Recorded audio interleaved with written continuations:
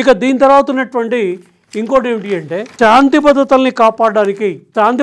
కాపాడడానికి ఏం చేయొచ్చు అంటే కేంద్ర ప్రభుత్వం, రాష్ట్ర ప్రభుత్వాలు పౌరులకు ఉన్నటువంటి వాక్ స్వాతంత్ర్యం, భావ ప్రకటన పైన, ప్రచురణ హక్కు పైన ర్యాలీలు అంటే ప్రదర్శనలు నిర్వహించేటువంటి విషయాల లోపల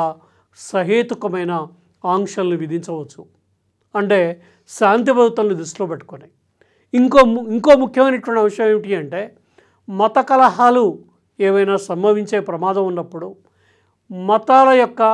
పవిత్రతని దృష్టిలో పెట్టుకొని ప్రజలకు ఉన్నటువంటి వాక్ స్వాతంత్ర్యపు, భావ ప్రకటన స్వాతంత్ర్యపు, ప్రచురణ హక్కుల్ని లేదా ఇంకా దీనికి సంబంధించినటువంటి హక్కులు ఏమన్నా ఉంటే వీటన్నిటికి కూడా నిలిపివేసేటువంటి అధికారం ఎవరికి ఉంది అంటే కేంద్ర ప్రభుత్వానికి ఉంది.